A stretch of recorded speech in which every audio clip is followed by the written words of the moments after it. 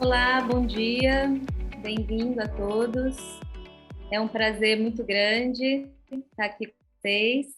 Hoje é um dia muito importante para nós da Vivesano, porque hoje é o nosso primeiro evento, a gente começa os nossos trabalhos aqui no Brasil.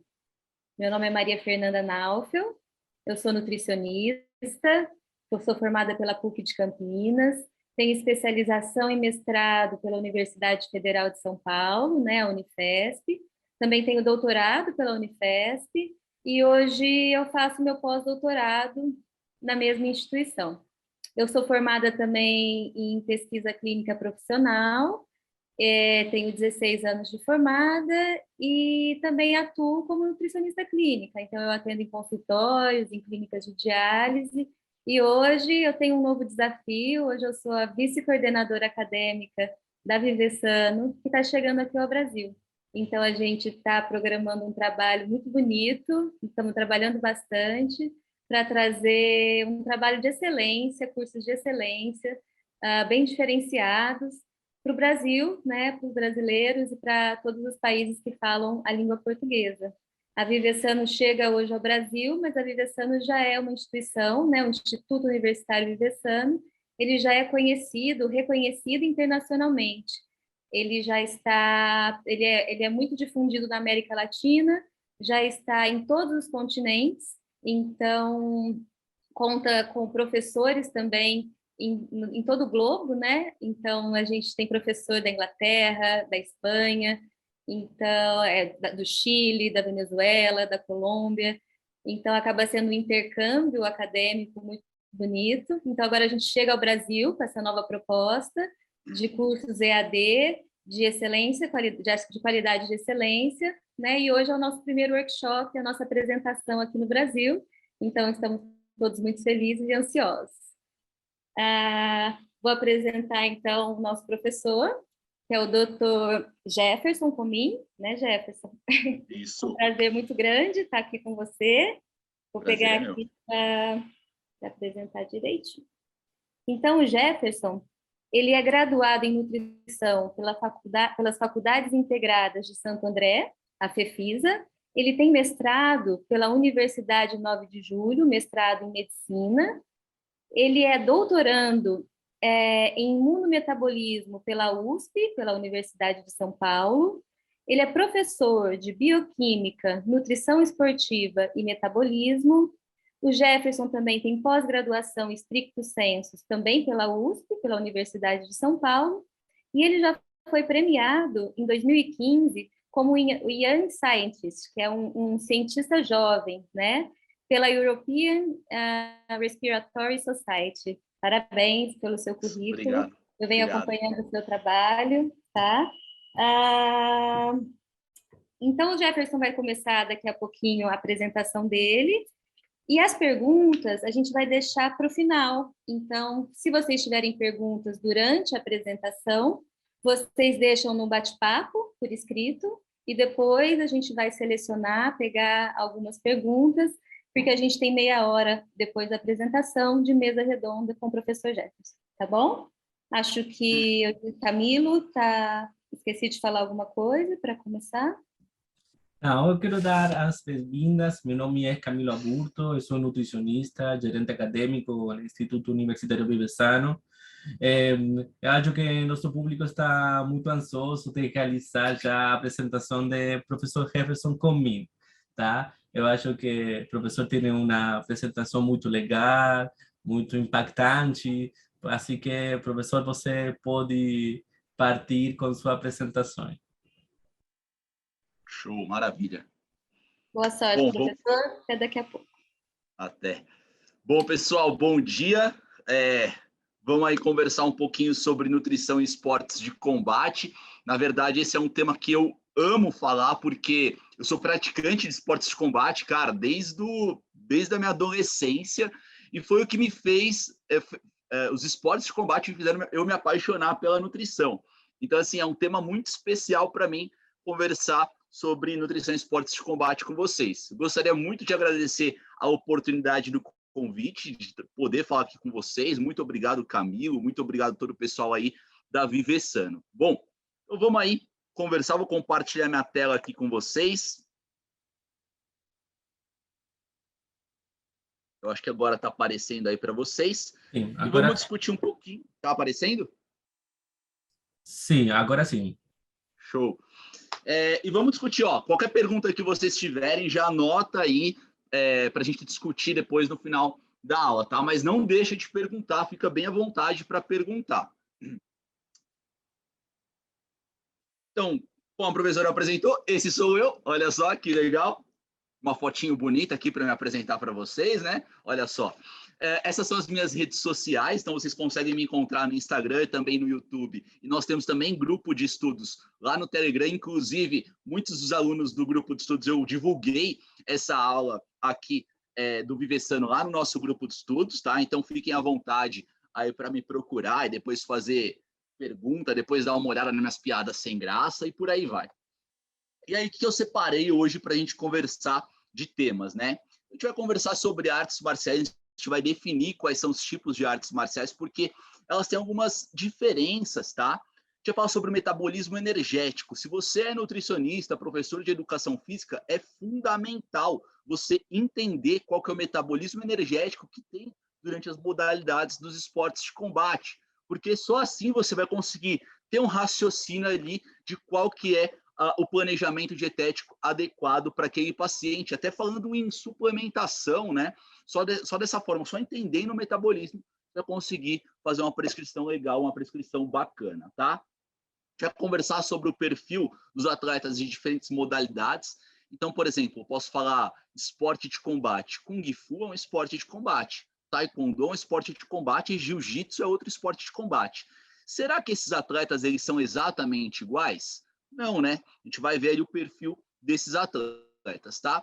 Rotina de treinamento dos atletas profissionais e amadores. Eu trouxe 4 atletas meus aqui 4 exemplos de atletas que eu atendo, tá? Para vocês verem como que é a rotina desses caras, tanto de profissionais quanto de amadores. Quando eu digo profissionais, são os atletas que eles vivem daquilo. São atletas que, eles precisam ganhar, porque senão no final do mês não tem ali patrocínio para eles. E quando eu falo amadores, são atletas que eles treinam tanto quanto os profissionais, mas que muitas vezes eles têm outras carreiras.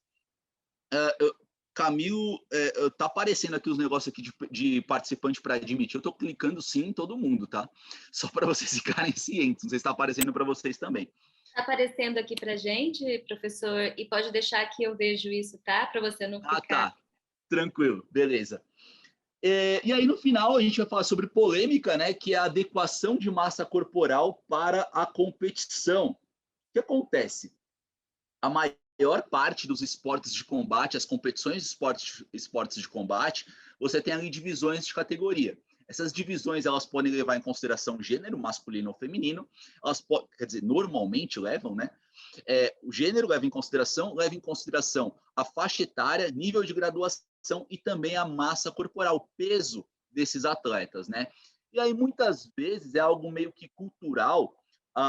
O atleta pesa 80 quilos, ele tenta... o peso habitual desse atleta, normalmente 80 quilos, ele tenta competir numa categoria ali de peso menor, como, por exemplo, até 75 quilos. Então, a gente tem que fazer uma adequação ali da massa corporal do atleta. E a gente vai terminar aí com as considerações finais, que é o take-home message, né? O que você tem que levar para sua casa, o que você tem que ter aí na sua cabeça quando a gente fala de nutrição e esportes de combate.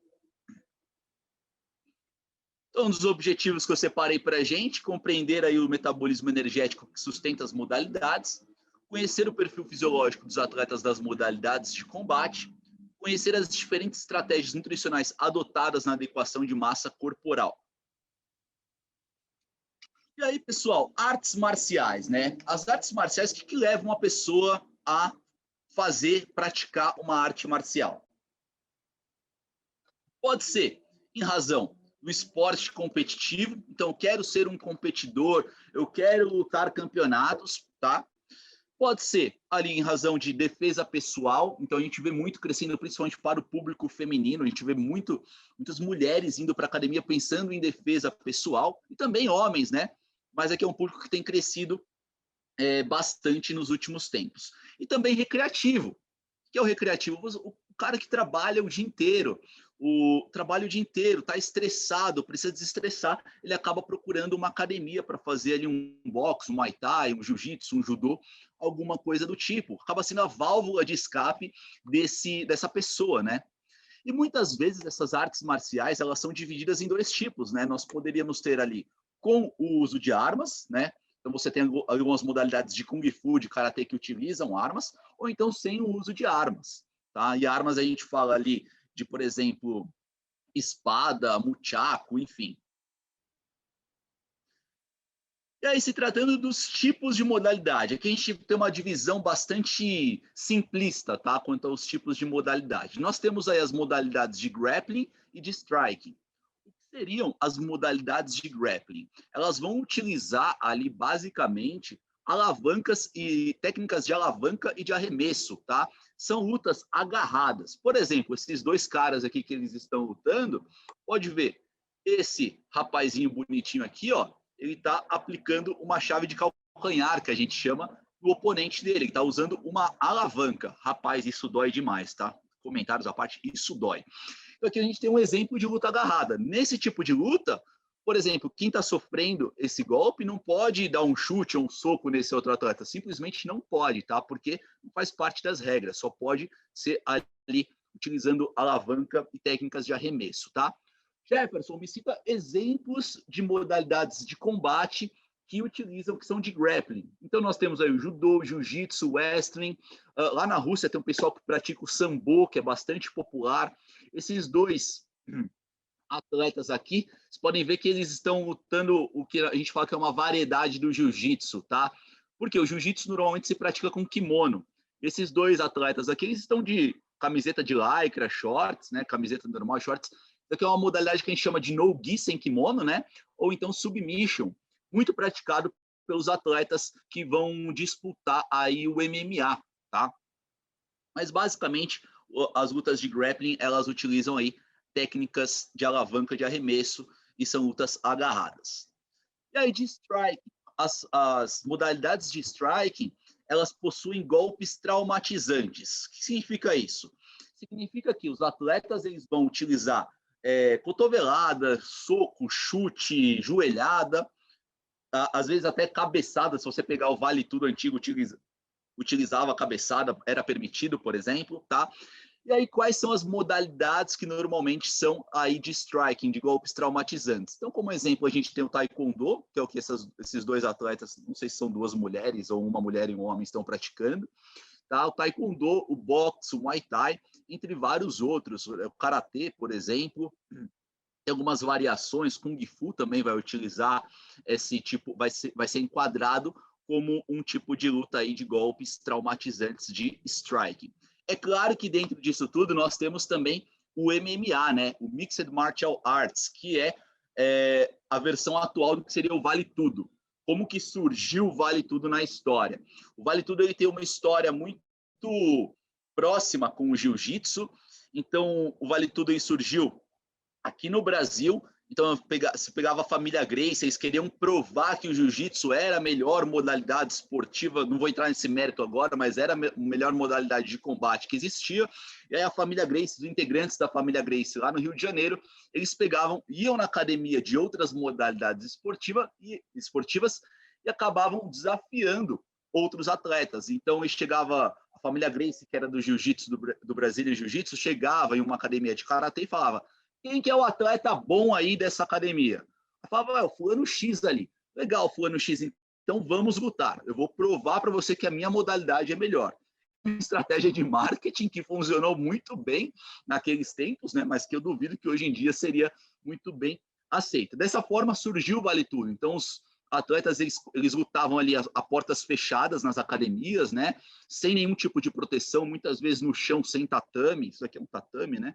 Sem um tatame, sem luva, valia tudo mesmo. Então valia desde cotovelada, cabeçada, chute enquanto o atleta está deitado, provocações, xingamentos, era uma coisa horrível, né? Bem mal educada, cuspe na cara, valia tudo literalmente, né?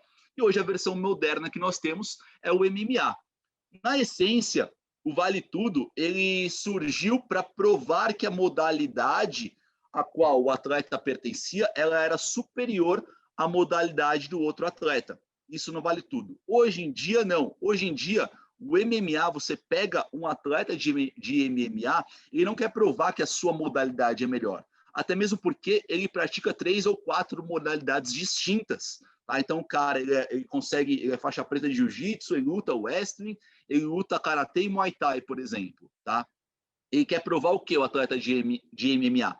Que ele, em si, é mais completo, é melhor do que o seu oponente. Tá? Então, seriam essas as diferenças do Vale Tudo antigo para o MMA atual. Tanto é que hoje no MMA você tem várias regras. Então, se você pegar o Ultimate Fighting, né, o UFC, tem algumas regras, por exemplo, não pode chutar enquanto o seu oponente estiver com 4 apoios no chão, não pode cotovelada, dependendo do ângulo da cotovelada, tem várias regras hoje em dia. Você pegar o Vale Tudo, o UFC 1 valia até puxão de cabelo. Eu, modéstia à parte aqui, enquanto eu sou careca, para mim não ia fazer a menor diferença, né? Bom, e aí vamos falar um pouquinho sobre metabolismo energético. Se você é nutricionista, se você é médico, se você é professor de educação física, independente de qual área que você for, cara, você tem que entender um pouquinho de metabolismo energético para saber ali o que você vai fazer com o seu atleta de esporte de combate. Eu separei um material aqui bem bacana para a gente. Bom, tem essa moça aqui, bonita, fazendo uma contração muscular, tá? O que é a contração muscular para a gente? Só deixa eu trocar aqui que eu não estou enxergando minha apresentação direito. Pronto. A contração muscular para a gente é igual a trabalho. Ponto. Então, à medida que eu faço uma contração muscular, eu estou fazendo um trabalho. E a energia, para eu fazer o trabalho, eu preciso de energia. A energia para a gente é o ATP, adenosina trifosfato, tá? O ATP é a nossa energia. Um erro comum que os alunos cometem, você pergunta, por que o ATP é a energia? Porque tem fosfato e é o fosfato que fornece a energia. Não, são as ligações entre os fosfatos que fornecem a energia, mas a gente não vai entrar nesse mérito agora. Então vamos lá, de novo, para você que estava dormindo, que acabou de acordar, que acabou de chegar na aula, presta atenção. Desliga aí o de casa e presta atenção aqui na aula, tá? Então, contração muscular é igual ao trabalho. A energia que vai sustentar o trabalho, obviamente, ela para a gente é igual ao ATP. E aí tem um esqueminha aqui que, rapaz, sério, ficou bonitinho aqui meu slide. Então, a gente tem lá o trabalho, que é a contração muscular para a gente precisa de ATP. Então, o ATP vai lá e sustenta esse trabalho. À medida que eu pego o ATP e utilizo esse ATP para sustentar esse trabalho, automaticamente o ATP, adenosina trifosfato, se transforma em ADP, adenosina difosfato. Ou seja, aqui eu tenho 3 fosfatos, aqui eu tenho 2 fosfatos, tá? Esse fosfato que eu perdi de um para o outro, ele sai como fosfato inorgânico. Eu não coloquei aqui para não ficar tão poluído o nosso slide, mas ele sai e vai embora como fosfato inorgânico. Acredita em mim, tá? Bom, o que acontece aqui, pessoal? Numa situação de repouso, como nós estamos agora, a gente está sentado. Eu espero que você esteja sentada ou sentado aí assistindo a aula, que você não esteja lavando louça, por exemplo, que você não esteja fazendo musculação, que você esteja prestando atenção na aula. Numa situação de repouso, nós temos uma proporção de 500:1 entre ATP e ADP na nossa musculatura. Então, eu tenho 500 ATPs e apenas 1 ADP. Quando eu faço um trabalho, essa proporção já muda. Se eu tinha antes 500, agora vamos supor, eu vou falar em números absolutos só para ficar mais prático para vocês entenderem, tá? Vamos supor que eu gastei um ATP, agora vai ficar 499 para 2, tá? E assim por diante, conforme eu vou gastando o ATP, tá? Bom, só que aí entra um cara, você fala, putz, Jefferson, mas eu fiz uma contração muscular, eu fiz um trabalho, eu gastei um ATP, obtive ADP. Só que eu quero fazer outra contração muscular. O que eu faço agora? Eu sento e choro? Não. Vem um cara muito popular aí nas academias, que é a tal da creatina. E mais precisamente, a creatina fosfato. O que acontece? A creatina fosfato, ela tem um fosfatinho lá dando sopa, que ela não utiliza para nada. O que ela faz? Ela doa o fosfatinho dela para o ADP. Olha lá o fosfatinho indo embora. Vai para o ADP. Automaticamente, o ADP passa a ser, de novo, ATP, tá? E aí, essa creatina fosfato se transforma em creatina, ela pode ser excretada como creatinina, enfim, ou ela pode ser refosforilada para virar de novo creatina fosfato. Pessoal, em algum momento eu falei que eu estou utilizando oxigênio nesse metabolismo? Não. Em nenhum momento eu falei sobre oxigênio, né? Então, esse metabolismo aqui é um metabolismo anaeróbio. Então, se eu não falei cara, não estou utilizando oxigênio, então é um metabolismo anaeróbio. Legal. Pessoal, em algum momento eu falei que eu produzi lactato. Também não produzi lactato aqui. Então, nós temos um metabolismo anaeróbio alático, tá? Isso é importante para entender as modalidades de luta, tá? A gente está vendo aqui bioenergética para entender sobre luta. Então, vamos lá, de novo. Eu quero fazer um trabalho, eu pego o ATP, quebro o ATP, ele sustenta o trabalho. Automaticamente, o ATP passa a ser ADP. Só que, Jefferson, eu quero fazer outra contração muscular. Vem a creatina fosfato, doa o fosfatinho dela, e o ADP passa a ser ATP novamente. Agora eu consigo fazer outra contração muscular. Em nenhum momento eu falei que eu estou utilizando oxigênio, em nenhum momento eu falei que eu estou produzindo lactato. Então, eu tenho metabolismo anaeróbio alático. Isso daqui é um tipo de metabolismo que vai sustentar a contração muscular quando você vai ter um requerimento de potência muscular. O que é potência muscular? É força vezes velocidade. Volta lá no ensino médio. Cara, ensino médio, que a gente tinha que estudar física. Aí tinha lá potência muscular. Potência muscular é força vezes velocidade. Tá? Eu já vou dar um exemplo de potência muscular para vocês. Tá, Jefferson, só que e quando essa creatina fosfato não conseguir mais sustentar essa ressíntese de ATP, tá? Normalmente, esse metabolismo aqui, ele dura ali cerca de 10 segundos. É o que a gente vê em livro isso, mas acaba sendo bastante genérico essa definição de 10 segundos. Mas, normalmente, a gente vai ter aí esse metabolismo sustentando a contração muscular ali por períodos de 10 segundos de contração muscular, tá? Ou seja, muito rápido, extremamente rápido. E depois dos 10 segundos, Jefferson? Depois dos 10 segundos, a gente vai precisar de glicose, tá? Essa glicose, ela pode ser oriunda do seu glicogênio, afinal de contas, não se esqueça que você estoca carboidrato, você estoca glicose no seu corpo na forma de glicogênio. Esse glicogênio, ele pode estar lá no seu muque, no seu músculo, né? Ou ele pode estar no seu fígado, aquele que você judia no final de ano ou no carnaval, tá? E pode estar estocado. Essa glicose pode estar estocada lá. O que vai acontecer? A gente pega esse glicogênio e quebra esse glicogênio através da via metabólica conhecida como glicogenólise. E aí nós temos glicose. Essa glicose, ela consegue fornecer ATP também, tá? Ela também vai conseguir fornecer ATP, só que ela vai fornecer também lactato. Pessoal, presta atenção. Em algum momento eu falei que eu estou utilizando oxigênio? Não falei oxigênio. Então, uma via metabólica conhecida como via anaeróbia. Em algum momento eu falei que eu estou produzindo lactato? Sim, senhor. Sim, senhora. Então, eu tenho metabolismo anaeróbio lático, tá? A gente tem aí a glicólise anaeróbia ocorrendo com a fermentação lática também. Essa contração muscular que vai ser ali dependente, né, esse trabalho muscular que é dependente do ATP, essa síntese de ATP é dependente da glicose, normalmente vão ser contrações ali que duram por volta de 1 a 2 minutos, tá? Olha só esse exemplo que eu trouxe para vocês. Olha aí essa moça, não sei o que ela está fazendo nesse sol que está aí, né? Rapaz do céu, imagino que ela está sofrendo de estar aí debaixo. Aí beleza, vamos ver o que essa moça vai fazer. Ela vai fazer um levantamento olímpico, tá? O pessoal do CrossFit adora fazer isso, olha lá. Levantou, opa. E aí, foi um movimento rápido ou devagar isso? Opa. Foi um movimento rápido ou devagar? Foi um movimento extremamente rápido. Ou seja, ela fez um exercício de potência muscular. Ela pegou o ATP, fez trabalho. O ATP virou ADP, vem a fosfocreatina, do fosfatinho e volta. E assim por diante, tá? Nós temos aí um exemplo de potência muscular. De novo, olha lá como é rápido. Em menos de 10 segundos o movimento dela, né? Será que para esse tipo de atleta, para esse tipo de movimento, suplementar a creatina vai ser legal, vai ser bacana? Pode ser que sim, pode ser que melhore, tá? Pode ser bem bacana suplementar a creatina para esse tipo de atleta.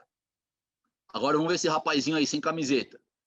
Olha lá, fazendo contração muscular, contração muscular, contração muscular. Vocês podem ver que a contração muscular dele, os movimentos dele, eles duram muito mais do que os 10 segundos ali que a outra mocinha estava fazendo, né? Ou seja, ele fazendo esse exercício, esse leg press, esse cidadão aí, ele está utilizando carboidrato, está utilizando glicose como substrato energético, tá? Então aí a gente já vem, opa, esse cara já está fazendo isso daqui, ó, pegando a glicose para obter ATP, pegando a glicose para obter ATP. É claro que eu coloquei essa glicose oriunda do glicogênio, mas essa glicose pode já estar lá, pode ser oriunda da sua alimentação, enfim. Coloquei aqui do glicogênio, mas pode ser, já pode estar disponível na sua corrente sanguínea. Bom, Jefferson, mas você falou que esse carinha aqui, ó, vai sustentar a gente ali por aproximadamente 10 segundos. Esse outro carinha aqui, ó, da glicose, vai fornecer ATP para a gente por aproximadamente ali cerca de 1, 2 minutos, enfim. E depois disso? Bom, depois disso vai dar um pouquinho mais de trabalho, mas para a gente obter esse ATP, mas a gente vai conseguir obter muito mais ATP. Por quê? Essa glicose, que pode ser oriunda do seu glicogênio ou não, essa glicose, ela pode ser quebrada ao meio e nos fornecer 2 piruvatos, tá? Esses 2 piruvatos, eles podem ser convertidos em acetil-CoA. E eles vão lá na nossa mitocôndria, das nossas células, no interior das nossas células, né? E esse tal desse acetil-CoA entra no tão temido ciclo de Krebs. Olha só que legal, que bacana. E entra lá no tal do ciclo de Krebs, tá? Uma coisa muito importante para vocês, para as senhoras e os senhores nutricionistas, e que eu sempre chamo a atenção dos meus alunos, é a importância das vitaminas do complexo B. E aqui a gente tem um ótimo exemplo, tá? Afinal de contas, vocês estão vendo acetil-CoA. CoA vai ser oriunda, a coenzima A vai ser oriunda de ácido pantotênico, de vitamina B5. Ou seja, se você não está fornecendo esse cara aí para o seu paciente, você pode estar comprometendo aqui o metabolismo. Essa descarboxilação do piruvato, que é esse caminho que a gente faz de piruvato até acetil-CoA, é dependente de várias vitaminas do complexo B, como, por exemplo, a tiamina, a vitamina B1, tá? É dependente, por exemplo, de riboflavina, tá? É dependente de ácido lipóico. Então, cara, você vai precisar ali de vitaminas do complexo B para fazer isso daqui, para deixar bem reguladinho o metabolismo do seu paciente, do seu atleta, do seu paciente ou do seu atleta de maneira geral. Legal, então a gente pode pegar essa glicose, obter lá acetil-CoA. Ou então a gente pode ir lá no nosso tecido adiposo, tá? Nosso amado, ou nem tão amado tecido adiposo, né? Que fica aí na nossa barriguinha aí. Esse tecido adiposo a gente pode pegar lá os adipócitos, e a gente pode fazer lipólise, quebrar o triacilglicerol, que está estocado nesses adipócitos, obter ácidos graxos. Esses ácidos graxos vão lá para a nossa musculatura. Esses ácidos graxos, eles entram na beta-oxidação, e a beta-oxidação, ela também fornece acetil-CoA. Então, ó, nós temos energia, nós temos o metabolismo aqui que a gente está vendo, de carboidrato, de lipídio. Falta um outro rapazinho aqui, não falta? Proteínas. Sim, as proteínas também conseguem fornecer energia, tá? A gente pode pegar as proteínas, quebrar essas proteínas e obter aminoácidos. A depender ali do momento em que você está, esses aminoácidos podem ir para o seu fígado, sofrer gliconeogênese, né? E aí a gente consegue obter glicose. Essa glicose, ela pode fornecer energia aqui também. Legal. Ou então esses próprios aminoácidos, eles podem entrar como intermediários lá do seu ciclo de Krebs. Tá, Jefferson, mas você falou que carboidrato, que lipídio e que proteína, eles estão entrando aqui nesse metabolismo, acaba todo mundo vindo para o ciclo de Krebs, por isso que é importante estudar o tal do ciclo de Krebs. Mas você não falou sobre o ATP, da onde que vem esse tal desse ATP?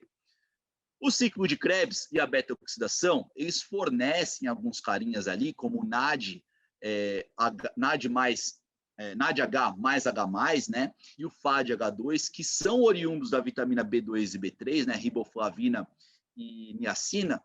E aí nós conseguimos ir lá para a cadeia respiratória. E aí esse cara aqui vai fornecer ATP para a gente. Qual que é a grande vantagem desse metabolismo aqui, ó, que eu entro na mitocôndria? A grande vantagem é que eu consigo obter uma quantidade muito maior de ATP. Só que acaba demorando um pouquinho mais para eu ativar esse tipo de metabolismo, tá? Quando eu faço uma contração muscular. Agora, essa desvantagem, né? E qual que é a grande vantagem do que eu mencionei para vocês do ATP, da creatina fosfato, do ATP e da creatina fosfato? É que nós temos aqui um metabolismo extremamente rápido, mas limitado em quantidade. Se eu precisar fornecer mais ATP, eu vou ter que pegar a glicose, quebrar a glicólise anaeróbia. Então, eu tenho um fornecimento de ATP rápido, mas também limitado, tá? Deus do céu, acordei no sábado de manhã, liguei meu computador para ver sobre teoria de bioquímica e metabolismo. Eu acho que eu vou até o Ipiranga, em São Paulo, bater no Jefferson. Não faça isso, eu sou gente boa. Vamos ver aqui uma aplicação um pouco mais prática. Coloquei aqui, ó, por exemplo, a corrida, uma maratona aí. O pessoal vai utilizar muito o metabolismo aeróbio, tá? Vai utilizar o metabolismo oxidativo, que é todos esses caras aqui que estão indo lá para a mitocôndria. É claro que a gente não vai ficar vendo aqui essas pessoas correndo uma maratona inteira, porque assim, senão a gente vai ficar 3 horas assistindo esse vídeo, voltar, ir para frente, enfim. Mas é só para exemplificar para vocês. Vamos ver isso na modalidade de esporte de combate. Por que eu expliquei tudo isso para vocês? Vamos lá ver a moça que deve estar assando ali. Espero que ela tenha passado o protetor solar que está debaixo desse sol aqui. Olha lá, potência muscular. Ela está utilizando o metabolismo lá do ATP-CP, né?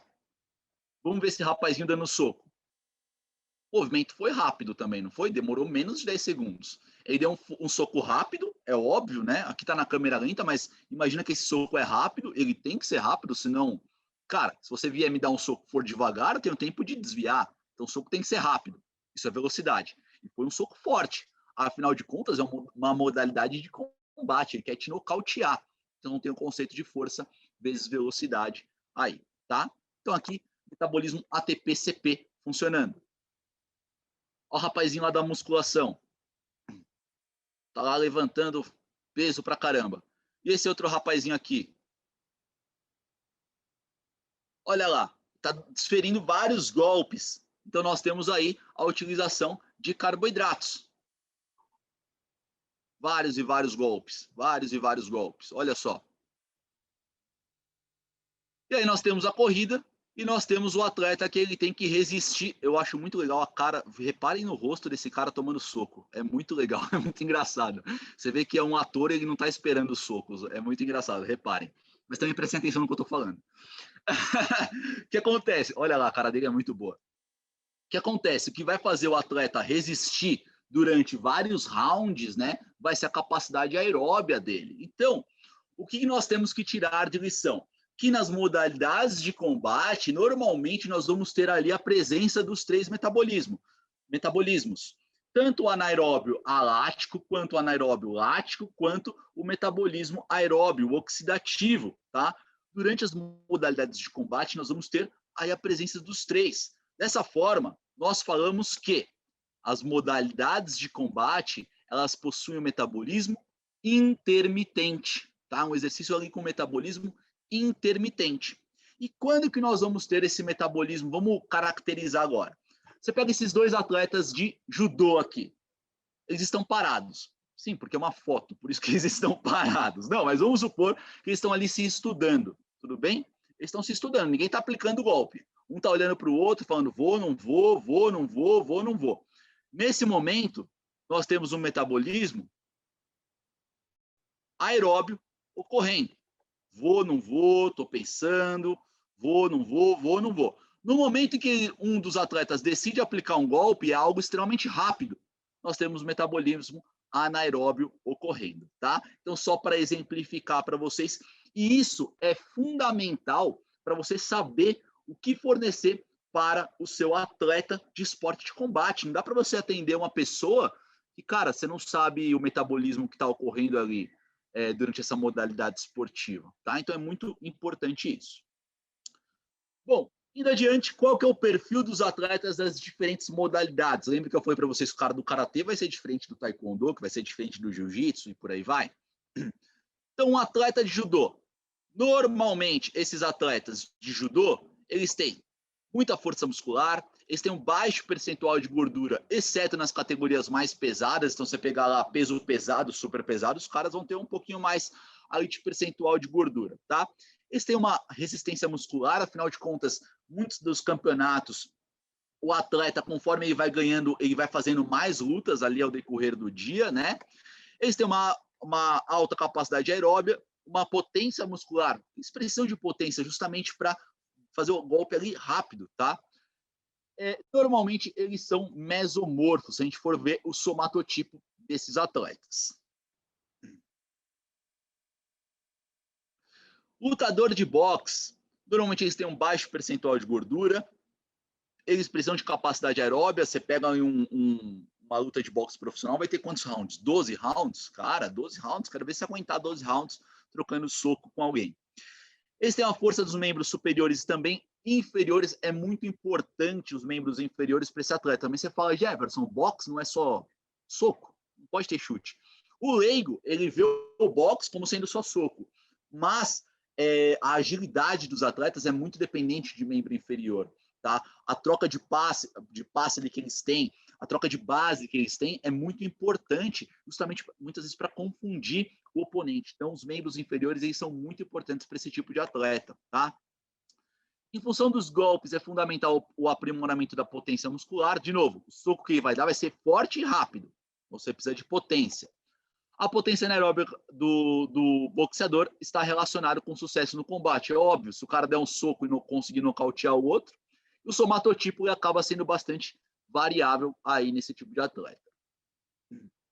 Atletas de taekwondo têm baixo percentual de gordura, possuem uma grande amplitude de movimento. Aquela primeira modalidade, quando eu fui explicar para vocês striking, vocês podem ver que é um atleta de taekwondo, uma atleta de taekwondo dando um chute no outro atleta, e, cara, eles conseguem colocar ali, coçar a nuca com o pé. Eles são muito alongados, esses atletas, tá? Tem muita potência nos membros inferiores. Capacidade cardiorrespiratória é importante para a manutenção durante o combate. Capacidade moderada de resistência muscular na parte superior do tronco e flexores do quadril.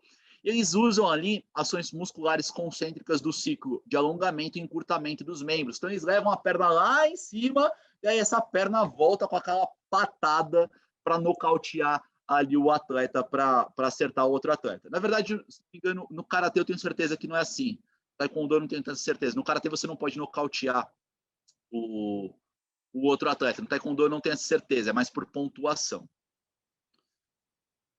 Atletas de wrestling, eles têm uma grande capacidade de força máxima, uma resistência aeróbica, potência para os momentos de ataque e de defesa, tá? E eles aumentam e o aumento de potência tem sido relacionado com o sucesso desses lutadores. Atleta de jiu-jitsu, normalmente eles têm um baixo percentual de gordura. Cara, os atletas de jiu-jitsu que vêm aqui, eles têm um percentual de gordura baixíssimo. Isso é um problema, principalmente quando a gente vai ver lá o público feminino, tá? Que começa a ter ali interrupção do fluxo menstrual, a menorreia, né? Então acaba sendo bastante complicado do ponto de vista de saúde. Então tem um baixo percentual de gordura, com sem grandes diferenças, entre atletas profissionais e amadores.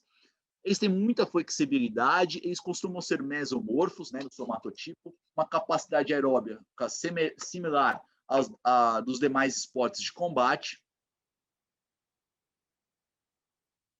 A força máxima nos membros, um aumento de força máxima nos membros superiores tem sido associado com sucesso nos combates desses atletas também.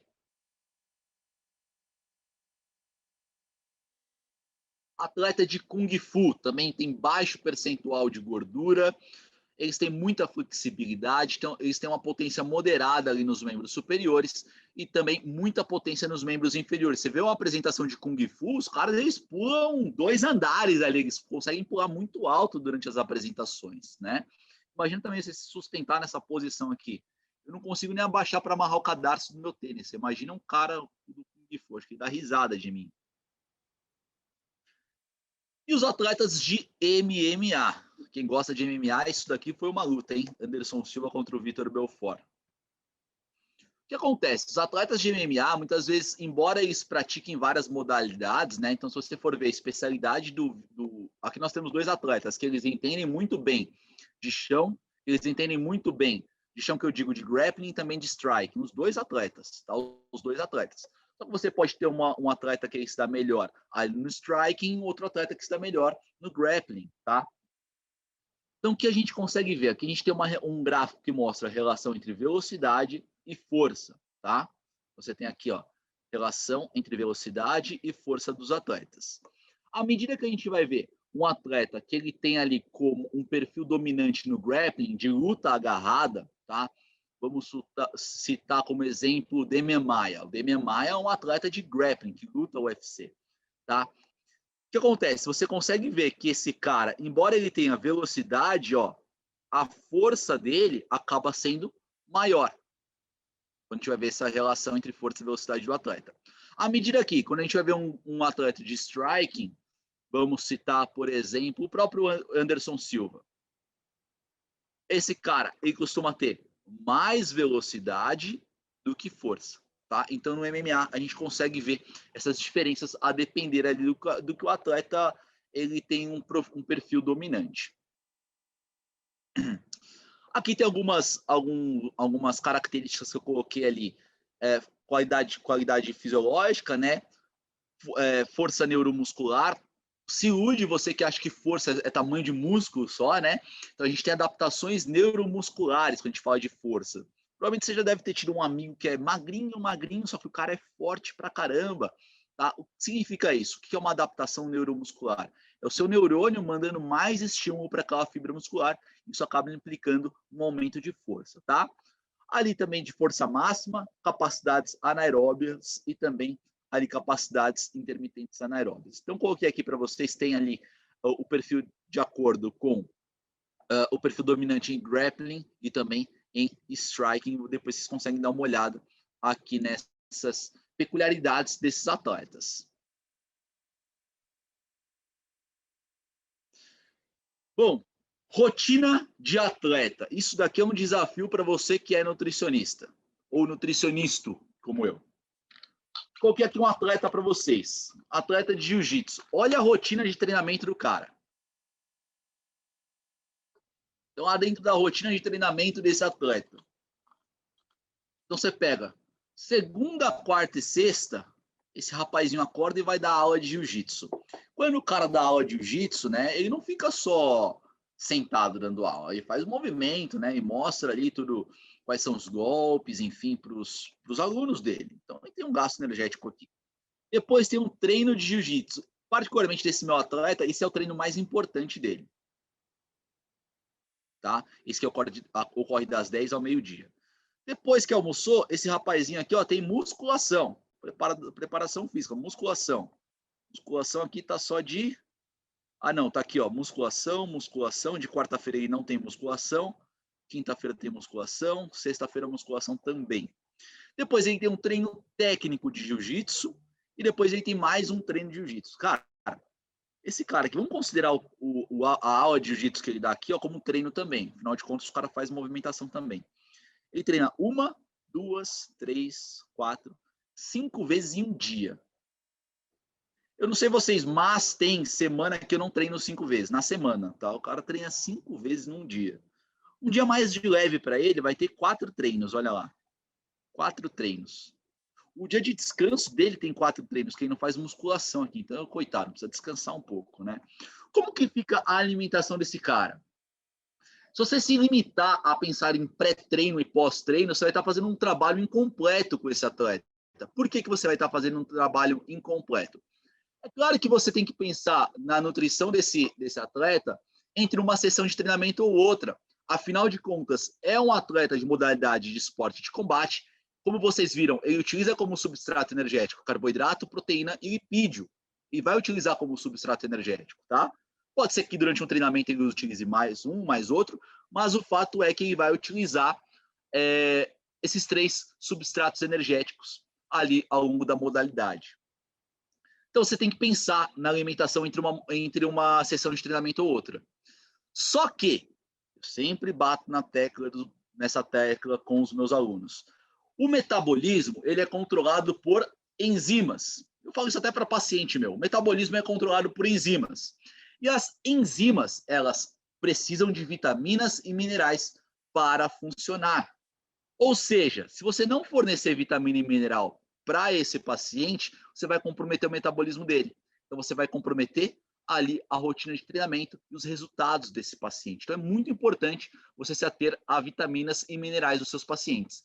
E por que eu não gosto muito de utilizar o termo pré-treino e pós-treino? Embora ele seja prático de ser utilizado, muito fácil de ser compreendido, né? Eu não gosto muito de utilizar, porque se você pegar as vitaminas do complexo B que controlam ali o nosso metabolismo, tem vitamina do complexo B que ela está disponível na sua musculatura em 30 minutos. Mas tem vitamina que ela vai demorar 14 horas para estar disponível na sua musculatura. Ou seja, 14 horas, cara, eu tô falando de praticamente amanhã, né? Tô comendo essa vitamina do complexo B agora, para ela estar disponível na minha musculatura praticamente amanhã. Eu sei que o dia tem 24 horas, se você está me criticando quanto a isso. Mas é praticamente isso. Então, o que a gente tem que colocar na nossa cabeça? Que hoje eu estou me alimentando para treinar bem amanhã. Hoje eu estou me alimentando para me recuperar do treino de ontem. Inclusive, o American College coloca lá que, cara, esse negócio de você sair do treino e já tomar proteína, isso daí não está muito certo. Você tem que pensar na reposição de proteína 24, 48 até 72 horas após a sessão de treinamento. Então, a gente precisa pensar na nutrição como um todo. Então, olha só a rotina desse cara. Então, o gasto energético desse atleta é muito alto. E no final de semana? Sabadão e descansa, é filho de Deus. Só que domingão e tem treino. E tem treino no domingo.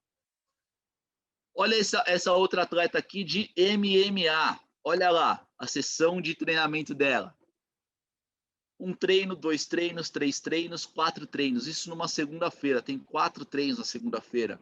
Cai na mesma coisa do outro atleta. Então, você tem que pensar ali. Preciso pensar, ó, por exemplo, um treino de aparador, para quem não sabe, vai ficar ali o treinador falando as sessões que ela tem que dar de soco, chute. Então, jab, direto, cruzado, chuta, por exemplo. Aí fica com o aparador. Vocês conseguem ver isso muito no Instagram, né? Você consegue ver aquele seu amigo que começou a treinar boxe no mês passado e gosta de postar ele ali fazendo aparador. É muito bonito de se ver, né? E é um tipo de metabolismo ali que você vai precisar para dessas sessões de soco, você vai precisar de glicose. Se ela fizer a preparação física dela e acabar com o estoque de glicose dela, ela vai conseguir fazer o aparador direitinho? Não. O aparador, esse treino dela aqui vai ficar comprometido. A gente precisa pensar ali nela começar já esse treino aqui com o glicogênio cheio. Se porventura tiver algum tempo ali, aqui não tem tempo, né, de intervalo. Acaba às 3, começa às 3. Se tiver um tempo de intervalo, ali você pode pensar em fornecer alguma coisa entre uma sessão de treinamento ou outra. Sabadão tem mais treino e domingo ela descansa. Olha esse atleta aqui, ó. Atleta de karatê e jiu-jitsu. Treina musculação, dá aula de karatê, depois treina karatê, depois treina jiu-jitsu. Aí tem uma calistenia aqui no meio, olha só. A rotina desses caras é muito complicada. Olha aí. Treina todos os dias. Uma coisa que é importante mencionar é que o descanso faz parte do treino, tá, pessoal? Atleta D, atleta de jiu-jitsu e muay thai, tem 2 sessões de treinamento por dia, tá? 2 sessões de treinamento por dia. Os 2 primeiros atletas que eu mostrei para vocês são atletas profissionais, ou seja, eles vivem disso. Esses outros 2 atletas aqui, eles não são profissionais, eles acabam tendo outras, eles acabam tendo carreira à parte aí desses treinamentos, aí, dessas modalidades. Mas, mesmo assim, são caras que treinam muito, né? O gasto energético deles é extremamente alto. Olha, esse daqui ainda treina musculação no sábado e domingo, Deus me livre. E aí vem o grande problema, né? A adequação de massa corporal para a competição. Então, como eu mencionei para vocês no começo da aula, As competições elas são divididas normalmente ali por gênero, por faixa etária, por graduação e também por massa corporal. Então, você tem categoria pena, você tem categoria pluma, pena, médio, meio pesado, pesado, super pesado, pesadíssimo e por aí vai, tá? E aí cada uma tem ali uma faixa de peso. Normalmente, o que o atleta pensa? O atleta pensa, bom, eu peso 90 quilos. Eu vou enfrentar um cara de 90 quilos. Um cara de 90 quilos, ele é forte, ele é muito forte. Eu não quero enfrentar um cara de 90 quilos. O que eu vou fazer? Eu vou lutar numa categoria abaixo, numa categoria que vai até 85 quilos. Porque dessa forma, eu vou lutar com um atleta que é mais fraco do que eu. É isso que os atletas de modalidades de combate, eles pensam, tá? Eles pensam sempre em lutar uma categoria abaixo. Jefferson, qual a sua opinião? A minha opinião é que é algo muito cultural isso. Então é muito cultural. Porque se fosse um segredo, só eu, Jefferson, fizesse isso, beleza, seria vantajoso. Mas se eu, Jefferson, faço isso e o meu oponente também faz isso, então não é tão vantajoso. Porque no final das contas, eu que peso 90 quilos, vou lutar até 85 quilos.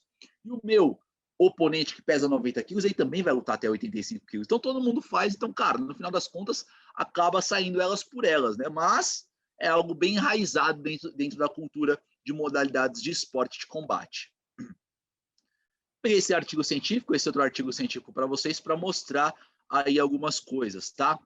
Aqui eu coloquei essa tabela que mostra aí diferentes modalidades esportivas, então, jiu-jitsu, boxe, judô, MMA, muay thai, karatê, taekwondo, wrestling, em todos os esportes.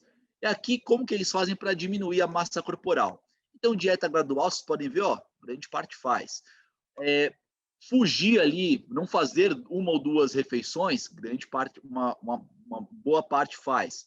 Jejum, restringir ali consumo de fluidos, aumentar o exercício, fazer exercício ali em ambiente aquecido, né, ambiente quente, sauna, fazer exercício usando roupa de borracha ou de plástico, fazer exercício usando roupa de inverno, mesmo num calor ali enorme.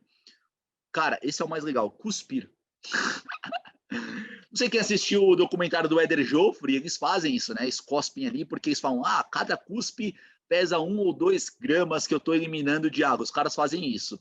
No boxe, isso ainda é feito, tá? Tem o pessoal do boxe que faz isso, principalmente o pessoal mais antigo, foi cuspindo. Eu sei, bem nojento. Um beijo, um abraço para quem está comendo agora. Usar laxativos, usar diuréticos, usar pílulas de dieta, enfim. Você tem lá todas as modalidades utilizando. Algumas usam, os atletas fazem mais essas estratégias, né? Outras menos. Então a gente tem aqui, ó, normalmente o que eles fazem? Então, dieta progressiva, não fazer uma ou mais refeições de jejum, restrição hídrica, aumento da intensidade de exercício, fazer sauna, é bem comum eles fazerem sauna, tá? Exercício com roupa de borracha ou de plástico, cuspir, uso de laxativos e diuréticos e também pílulas de emagrecimento. É o que normalmente esses atletas eles fazem para reduzir a massa corporal e se enquadrar ali na categoria de combate que eles querem. Eu gosto muito de chaves, tá? Então, coloquei aqui, ó. Então, quais são os benefícios e efeitos colaterais de diferentes métodos usados para acute weight loss, tá? Que é a perda de peso aguda. Aguda que eu digo, o cara vai perder, se você pegar... uma outra coisa que eu esqueci de mencionar é que dependendo da modalidade de combate, o atleta ele pesa hoje e vai lutar amanhã. Isso te dá 24 horas para a recuperação desse atleta. Outras modalidades de combate, o atleta pesa agora e vai lutar daqui a 10 minutos, 15 minutos, tá? Isso não dá um tempo hábil para você recuperar o atleta.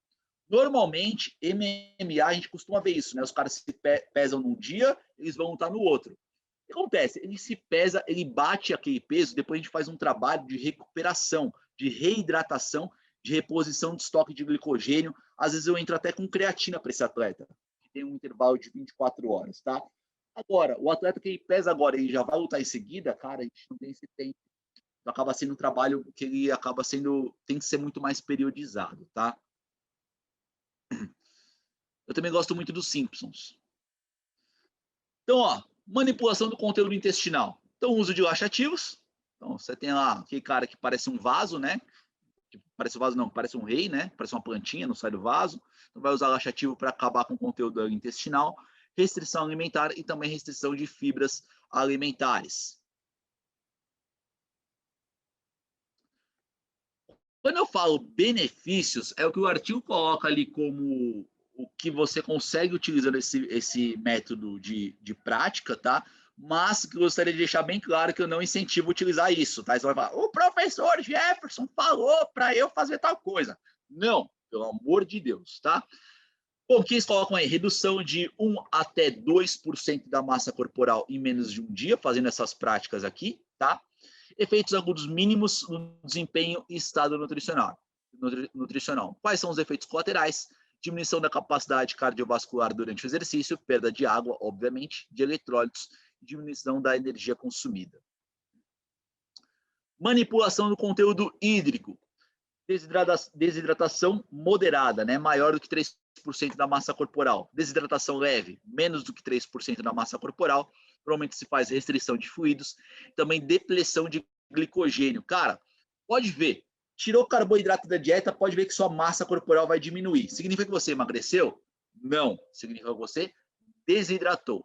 Afinal de contas, a cada 1 grama de carboidrato que você estoca no seu corpo, você estoca outros 3 gramas de água.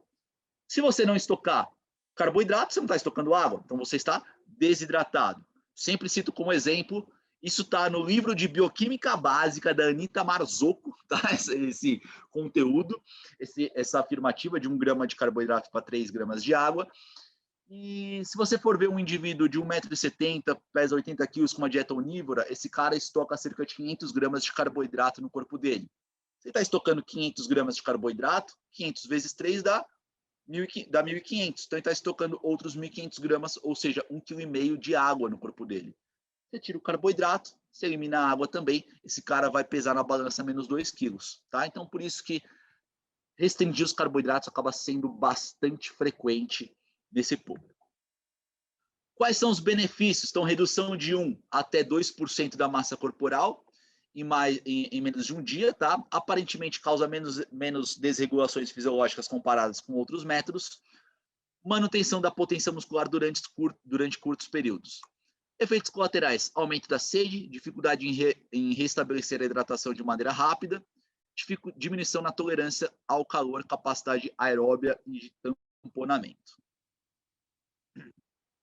Métodos para suar, então suor ativo, então o cara faz exercício, e também o passivo, o cara fica ali em sauna, em ambiente quente, utilizar cobertor, mesmo com calor desgramado, o cara vai utilizar cobertor também.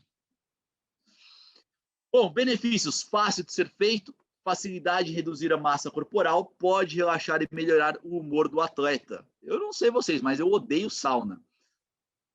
Não dá para respirar direito em sauna, é horrível.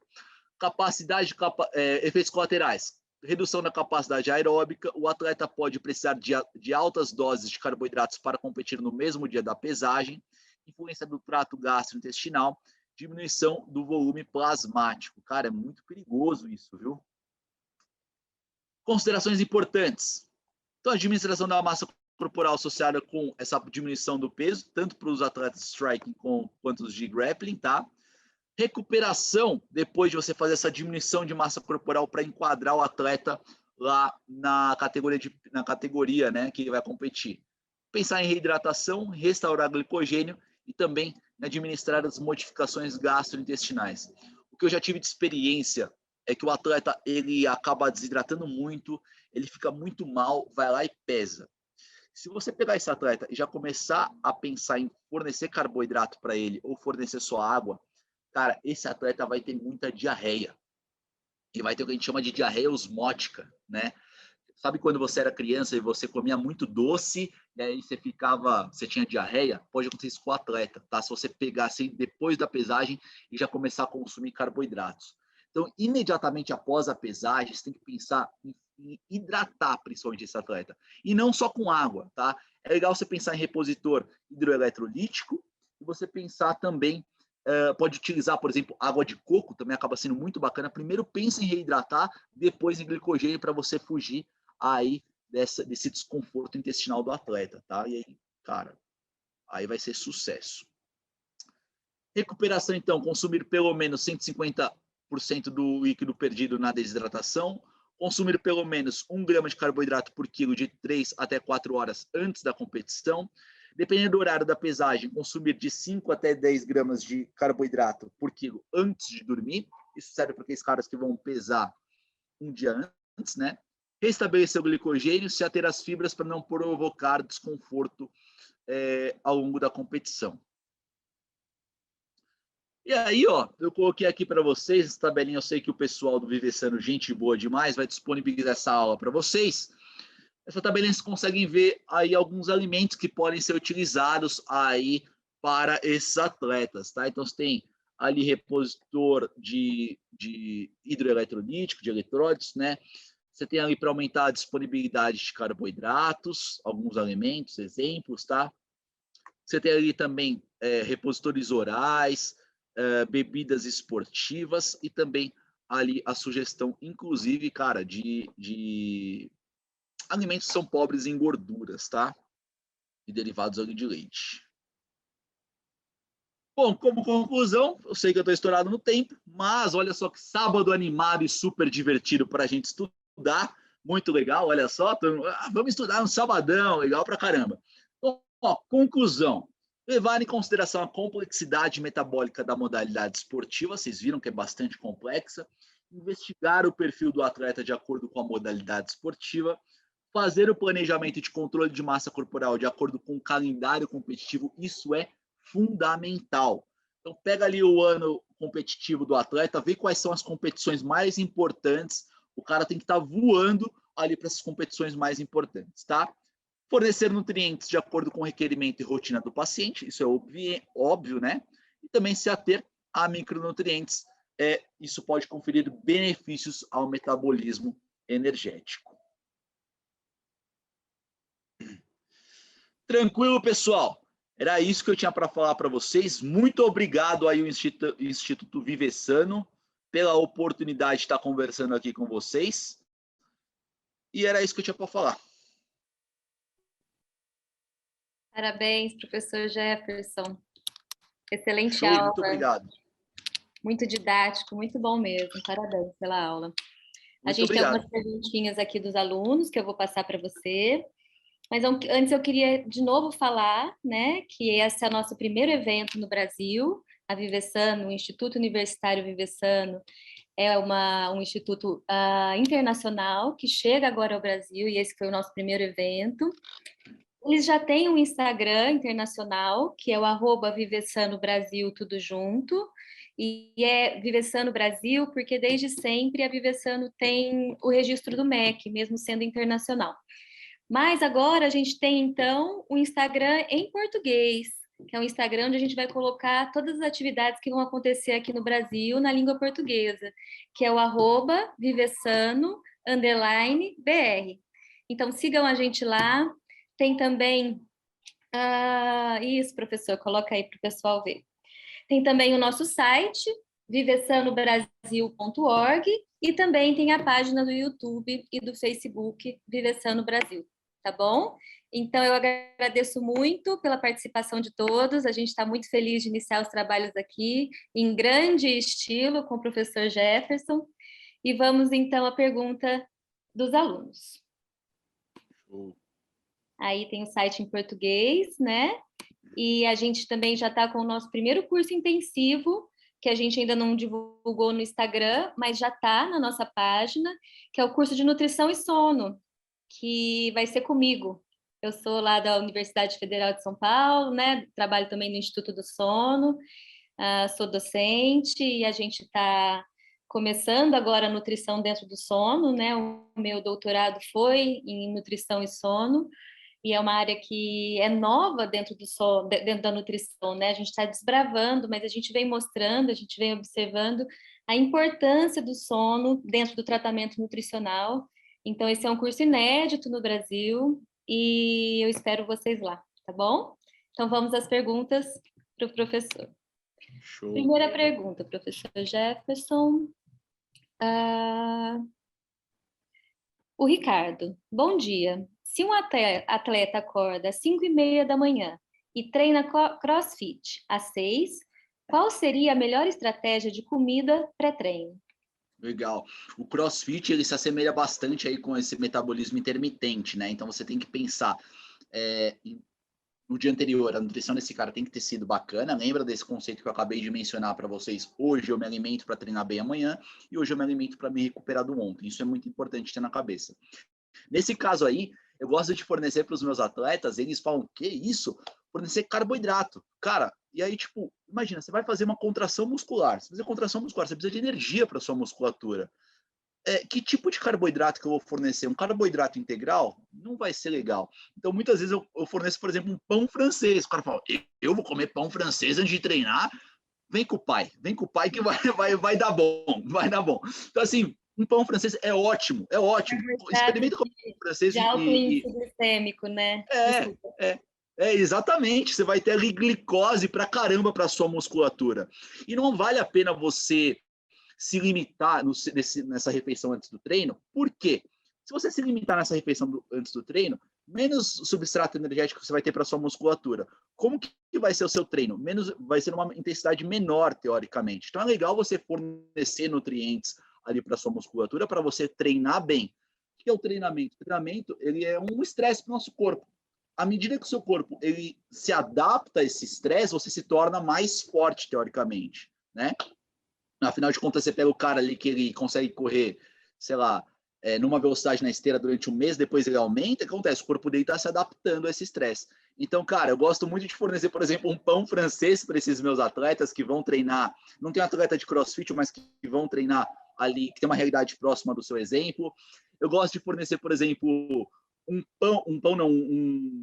bolo, aqueles bolo panko sem recheio, sem cobertura, aqueles que dá até sede, não tem nada, né? Eu acho uma ótima estratégia também justamente por fornecer esse carboidrato aí para a musculatura. E nada integral nesse momento. Perfeito. Agora, Noemi. Professor, bom dia.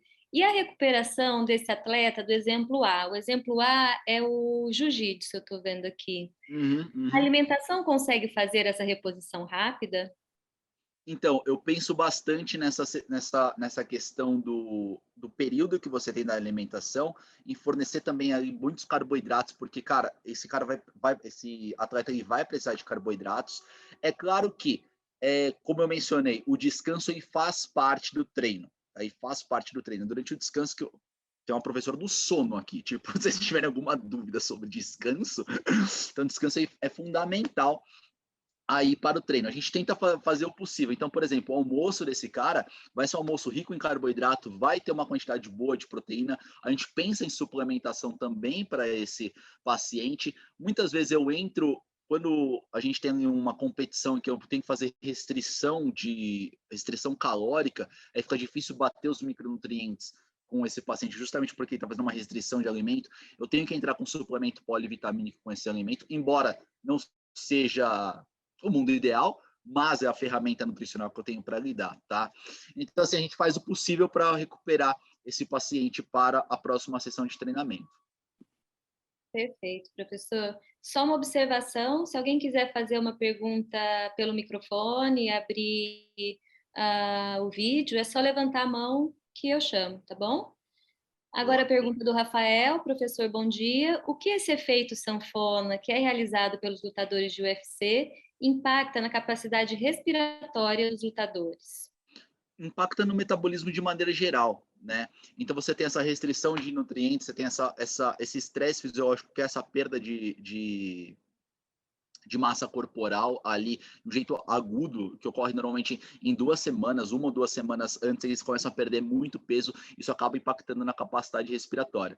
Se você for se recordar, e aí a gente volta em metabolismo de novo, cara, por onde que está sendo eliminada a gordura do seu corpo? A gordura, teoricamente, é eliminada ali por CO2, né? Se você for parar para lembrar, se você for se recordar disso. Você pega lá toda a cadeia respiratória, você elimina CO2, isso acaba influenciando ali, acaba sendo eliminado através da sua troca gasosa.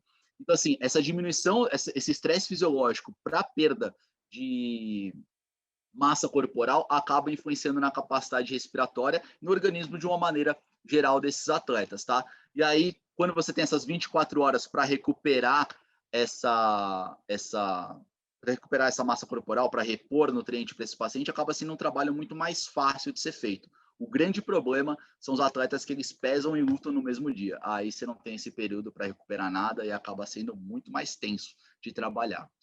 Na verdade, fica um trabalho até mais... Do ponto de vista de saúde, obviamente, fica muito mais elegante, porque você vem trabalhando isso ao longo do ano, né? Agora, do ponto de vista de lutas, do ponto de vista de desempenho físico, não fica tão legal. Uma outra coisa é que a gente vê muito o UFC. E o UFC, o cara anuncia agora que a competição vai ser daqui a 2 meses, o lutador X vai lutar contra o Y. Vocês têm que pensar que isso são atletas que já são renomados. A realidade hoje em dia, a nível Brasil, é que você tem um evento de MMA, e aí muitas vezes um atleta se machuca, o outro se machuca e você tem encaixes. Então o que acontece é que o atleta, ele está aqui, toca o telefone e fala, olha, eu tenho uma luta para você na próxima semana, você topa ou não? Então você não tem esse planejamento para ser feito, né? O cara acaba indo, então acaba sendo um trabalho mais difícil de ser feito. Boa, doutor Jefferson. Agora no EMI, novamente. Professor, e no caso das mulheres, como os hormônios impactam nas profissionais de MMA no enquadramento da categoria, no caso efeito sanfona? E ela também pergunta como fica as funções neurológicas dos atletas, qual o efeito a longo prazo devido a esse enquadramento? Na verdade, se tratando das minhas atletas mulheres aqui, a grande maioria tem problema com essa questão hormonal. E aí não sei se vocês já ouviram falar de tríade da mulher atleta, né? O que é a tríade da mulher atleta? A tríade da mulher atleta, ela é classificada, ela é caracterizada ali por 3 problemas, por isso que é tríade, né? Por 3 problemas. Quais seriam eles? O primeiro seria distúrbio alimentar, segundo seria diminuição da densidade mineral óssea e também amenorreia, interrupção do fluxo menstrual. Isso é bastante comum, e principalmente se eu pegar aqui as minhas atletas, elas acabam tendo complicações do ciclo menstrual, justamente por ter um percentual de gordura baixíssimo. Então, se não me engano, se você for ver lá o percentual de gordura recomendado para aquela atleta, de acordo com a faixa etária dela, seria por volta, vamos supor aqui, de 12%. A atleta ela tem 7%, 8%. E aí isso acomete a parte endócrina, né? O que é um hormônio esteroide? O hormônio esteroide é um hormônio derivado de colesterol, hormônio derivado de gordura. Se você não tem gordura no corpo, você consegue sintetizar esse tipo de hormônio? É pouco provável, né? E muitos desses hormônios eles estão relacionados com o ciclo menstrual, elas acabam tendo interrupção. Quanto à capacidade neural, acho que você perguntou, não foi? Cadê? Isso, neurológica. Neurológica. A curto prazo, você não consegue... A curto prazo que você tem, diminuição da capacidade de concentração. Então, você pega esses atletas que, depois que sai da sauna, você perguntar o nome do cara, o cara não sabe qual é o nome dele. Então, você tem, por conta da desidratação, eles ficam muito para baixo, assim. A longo prazo, quando você começa a ver grandes lutadores da história, você começa a ver os caras com Alzheimer, você começa a ver os caras com dificuldade de concentração a longo prazo mesmo, está muito relacionado com os traumas que eles sofrem na cabeça. Então, você pega Muhammad Ali, por exemplo, ele ficou com Alzheimer, você pega o próprio... Mas qual que é o nome? Brasileiro. Qual que é o nome dele? Anderson. Maguila. Nossa, me fugiu o nome. Você pega o próprio Maguila. Maguila, não sei nem se ele tá vivo, mas a última vez que eu vi ele em vídeo, ele tava bem mal. Uma coisa que é muito importante a gente ter em mente é que esporte de alto rendimento nunca foi sinônimo de saúde. Tá? Nunca foi. As pessoas elas acham bonito, por exemplo, colocar lá no supino 40 quilos de cada lado e levantar. Será que o nosso corpo foi feito para isso? Cara, para mim que levanta peso é guindaste. Nosso corpo não foi feito para isso. Você pega um atleta de futebol, o cara com 35 anos é considerado velho. Então, esporte de alto rendimento nunca foi sinônimo de saúde. E quando eu menciono essas práticas para vocês, estou falando de esporte de alto rendimento. Então, de novo, eu não incentivo as pessoas a fazerem isso, mas é o que normalmente se faz. Sim. Muitas polêmicas, né? Nossa, nem me fala. Principalmente essa perda de peso, né? Eu vi muito artigo falando sobre isso, muitos atletas foram até a óbito, né? Tem atleta que morre. E eles estão tentando fazer alguma legislação para tentar mudar isso, né? Essa cultura. Acho que pesar no mesmo dia, né? Na mesma hora, para... Porque cai nesse negócio de, tipo, não tem essas 24 horas que o cara perde tudo. Sim. Tem modalidade esportiva, normalmente a gente vê isso no MMA, né? Que você pesa hoje e luta amanhã. No jiu-jitsu, normalmente, você pesa no mesmo dia e luta no mesmo dia. Mas há competições agora que você pesa em um dia e luta no outro também. Então, indo no caminho inverso do que nós gostaríamos. Sim. Porque cai naquilo que você falou, né? E todo mundo tem que fazer a mesma coisa, que é desidratar para perder muito peso. E todos Se os de fosse um 90 segredo, quilos, faria sentido, mas não é o segredo, né? e traz muitos prejuízos. Bom, a Tatiana, acho que ela é uma aluna sua, porque ela já tinha falado oi antes. Bom dia. Gostaria de saber como fica o sistema imune e a flora intestinal desses atletas durante todo esse procedimento. Imagino que seja na perda de peso, não sei. Quando você olha, por exemplo, o cara que tomou diurético, tomou laxativo, e flora intestinal já era, né, querida? Já era completamente. E a questão do sistema imune é uma questão muito importante, né? Porque toda vez que você faz algo muito restrito e que você não está acostumado, você pode passar por um período ali de imunodepressão e acaba expondo o seu sistema imune ali, acaba expondo o seu organismo de maneira geral. Então, acaba sendo, isso é uma preocupação. Por isso que muitas vezes eu entro com polivitamínico para esses atletas que eles estão ali durante a perda de peso. Vai resolver? Não.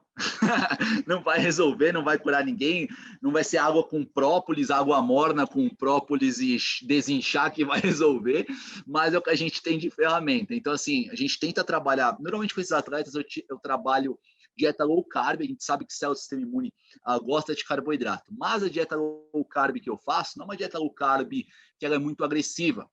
Se pegar uma dieta normal, ela tem que ter de 55% até 65% de carboidrato. A low carb que eu faço, ela tem 40%. Tá? Então, ela tem bastante carboidrato, teoricamente. Se fala de glutamina, eu não gosto muito de usar glutamina. Se for ver de novo, em 2017, está aqui consenso de imunonutrição da Sociedade Europeia de Imunologia, que eles colocam lá que, embora se tenha muita coisa sobre glutamina e sistema imune, ainda tem muitas interrogações, né, sobre glutamina. Mas é uma preocupação essa imunodepressão quando você faz uma dieta muito restrita, é uma preocupação muito grande. A gente tenta contornar utilizando esses carboidratos e também utilizando polivitamínicos, tá? Eu não tenho tido muito caso dos atletas, como eles estão muito habituados a fazer isso, eu não tenho tido muitos casos de atletas que ficam resfriados ou coisa do tipo. E quanto à questão da flora intestinal, dependendo do que ele for fazer, fica bem bagunçada a flora intestinal, você pode pensar ali em trabalhar depois probióticos, pré-bióticos, simbióticos com esses pacientes, tá? Mas é uma coisa que a gente pensa depois da luta. Agora a Fabi Veloso. Eu não sei o que é a AF, professor Jefferson, estou tentando procurar aqui. Uma praticante de AF, que já faz musculação 6 vezes por semana e quer fazer crossfit de 3 a 5 vezes por semana, visando perda de peso, qual a estratégia nutricional mais adequada? Putz, calcula lá o gasto energético. Atividade física. Tipo, cara, é o beabá. Eu acho que a gente vê muita coisa sendo inventada aí em nutrição. Toma tal coisa e toma o outro, e toma água alcalina. E toma outras e outras coisas, e toma desinchar, e sei lá. Né? Eu acho que tudo isso daí cara, as pessoas estão tentando complicar o que já é fácil, que é simples. De novo, se for ver o American College, coloca lá. Se você calcular o gasto energético do seu paciente, jogar 500 quilocalorias para baixo, de 250 até 500 quilocalorias a menos, e esse paciente fizer exercício aeróbio, por exemplo, você consegue diminuir, ter uma redução de massa corporal, um emagrecimento, quando eu falo emagrecimento, falando redução da massa corporal às custas de gordura, dentro de 3 a 6 semanas. Cara, isso é o beabá da nutrição, né? Você calcular o gasto energético, jogar 500 quilocalorias a menos e falar, rapaz, vai se mexer que o corpo foi feito para isso. Então, acho que é o B abaixo que você já consegue ter bons resultados com isso. É claro que a gente gosta de brincar, né? E você gosta de trabalhar um suplemento um pouquinho diferente. Mas um pouquinho diferente que eu falo é, sei lá, um whey protein. O que tem de tão diferente nisso? Uma cafeína? O que tem de tão diferente nisso? Mas o beabá funciona muito bem. A creatina, você é a favor? Eu gosto bastante de creatina. A creatina ela é ótima. A creatina, tanto pelo American College, creatina, eles colocam lá que é um dos 5 recursos ergogênicos nutricionais que funcionam. O American College coloca isso. Se for ver o International Society of Sports Nutrition também coloca lá como categoria de nível de evidência A.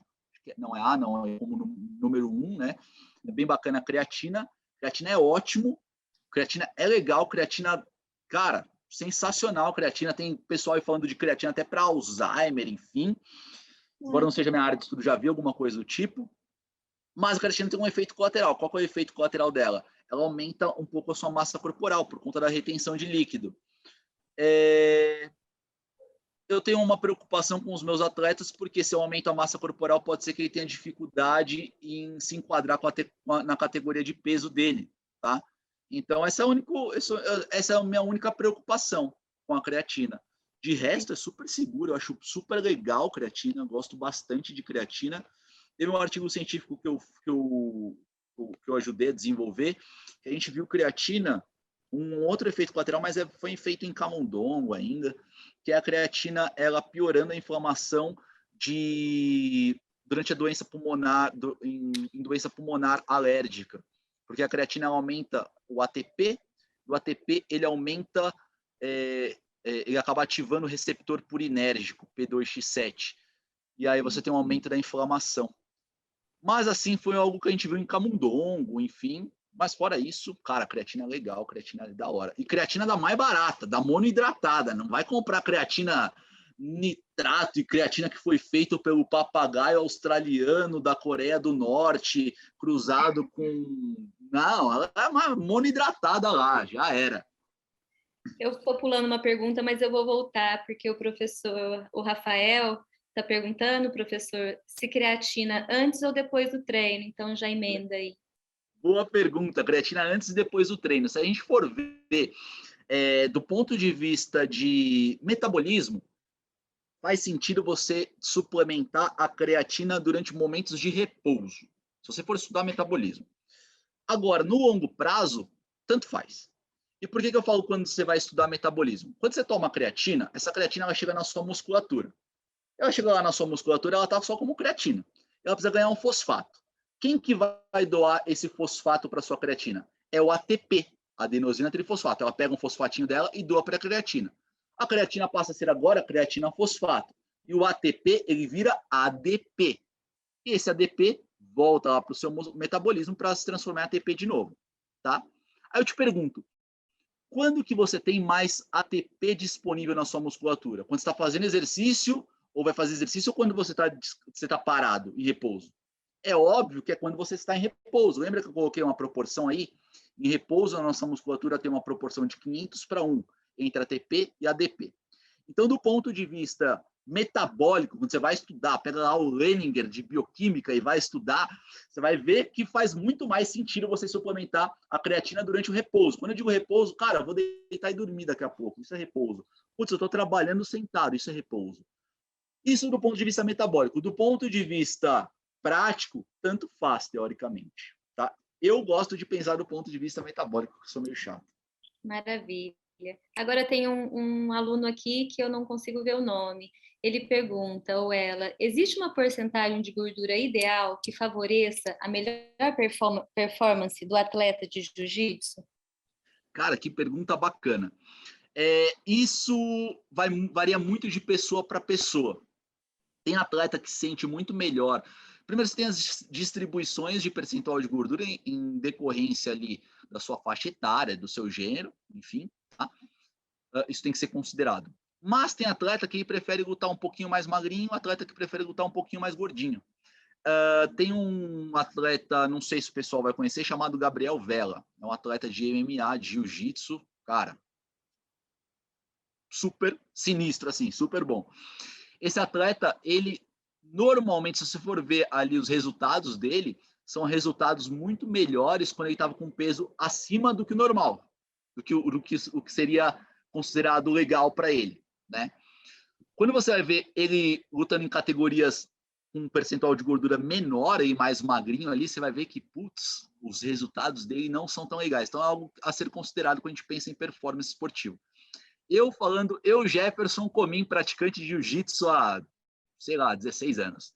Eu não gosto de ficar muito pesadão ali, eu não gosto de ficar muito levinho também. Então, eu gosto de ficar por volta dos meus 93 quilos ali para lutar. Isso, então, é uma categoria é uma resposta muito subjetiva que eu teria que te dar. Isso daí depende muito de atleta para atleta, tá? Quem perguntou foi o Felipe, um atleta que é seu, né? Ele é um atleta do professor Jefferson. Sim, sim. Aí tem umas pessoas aqui te cumprimentando. A Fabi falou que você foi orientador do TCC dela, que ela participa de estudos seus no Telegram e que você é um Fabi é ótima. Fabi, ela não me deixa em paz. Eu adoro aluno assim. Noemi também, professor é muito bom. Muito obrigado. Aluna também, integrante do Telegram. Legal, show. O Rafa agradece. Michele, daqui a pouco a gente vai ter que terminar com as perguntinhas, mas vamos lá. A Michele, professor, a creatina precisa ser interrompida por um tempo ou pode tomar sem parar? Eu vou acrescentar na pergunta dela, eu também sou especialista em doença renal crônica, e tenho paciente, às vezes, com perda de função renal que faz uso de creatina. Primeiramente, eu pedi para tirar, mas depois os estudos começaram a mostrar que nem em paciente renal com uma pequena perda renal ela interferia, né? Eu queria saber a sua opinião e se os atletas tendem, por meio da creatina, se você já viu alguém ter perda de função renal. Tá. Então, vou começar de novo pela Michelle. Ela precisa ser interrompida ou não? Tá. Tem estudo mostrando aí o uso de creatina crônica por mais de 5 anos. E aí a função renal dos caras tá tipo voando, tá lindo, legal, maravilha. Então, teoricamente, não precisa ser interrompida, tá? Só que, quando você treina, você pensa em creatina. Creatina, ela vai ajudar naquela questão que eu mostrei lá de potência muscular, que eu coloquei para vocês, né? Quando você pega o calendário competitivo, quando você pega um atleta, ele tem periodização. Que é isso? Durante um determinado período do ano, ele vai treinar uma coisa, vai treinar outra durante um determinado período e assim por diante. Se você fornecer a creatina durante 5 anos, por exemplo, significa que esse atleta ele treinou potência muscular durante 5 anos, vai ter algum momento que vai treinar resistência. Então, você está jogando essa creatina teoricamente fora, não está ajudando em nada. Você quer tomar creatina durante todo esse tempo? Beleza, tá? Qual que é a conduta que eu costumo ter aqui? Eu gosto de fornecer a creatina para os atletas. A determinado momento que eu cesso essa suplementação de creatina, normalmente eu fico o dobro de tempo sem tomar creatina. Então, por exemplo, o cara tomou creatina durante 3 meses. E aí, passou esses 3 meses, eu falo, bom, vamos daqui a 6 meses, você volta a tomar creatina, alguma coisa do tipo. Sempre acompanhando também a rotina de treinamento do atleta, a periodização dele, isso é muito importante. Então, até faço um apelo para quem é da nutrição aí. Cara, é fundamental, é muito importante nós nos aproximarmos dos professores de educação física. Rapaziada, é gente boa pra caramba. Vai lá, manda mensagem para eles, pergunta o que está fazendo, eu faço isso direto com o paciente, com o atleta. E aí, da professora, se a gente for ver, a creatinina é um marcador de lesão renal, né? Mas não é o único. Acaba não sendo o único, né? Então, assim, teoricamente, a creatina ela acaba aumentando quando você faz esse uso, mas isso não significa necessariamente que você está tendo esse tipo de lesão renal. Então, assim, pelo que a gente tem visto, ela não vai fazer mal essa suplementação de creatina, mesmo que a pessoa já tenha algum tipo de comprometimento aí dos rins, pelo que a gente tem visto aí nesses artigos. Muito bom, professor. Sua aula foi excelente. Agora, mais uma aula aqui nas perguntas. Alguém quer falar alguma coisa? Alguém quer abrir a câmera? Então tá, então eu vou... Uma foto final. Vamos abrir a câmera, pessoal, para a gente tirar uma foto? Bora. Quem quiser, quem não tiver de pijama, né? Ninguém de cueca aparecendo aí, pelo amor de Deus.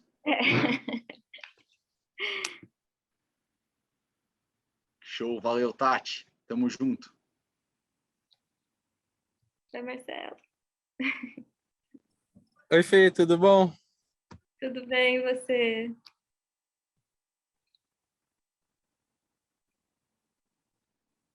Acho que é isso. Acho que o outro Oi? pessoal, acho que o restante do pessoal prefere ficar. Estão com vergonha. Estão com vergonha. Estão de pijama. É. Oi? Oiê! Que fofo. Oi, Jeff.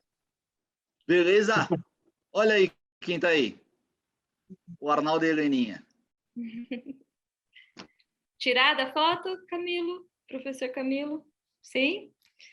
Sim. Muito Oi? obrigada a todo mundo que participou. Professor Jefferson, foi um prazer muito grande. Excelente aula, muito obrigada.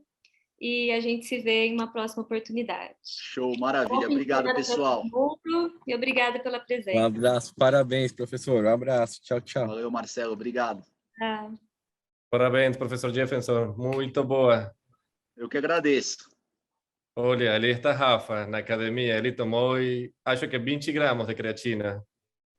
Boa sorte, Rafa. Obrigado, obrigado. Falou, tchau, tchau.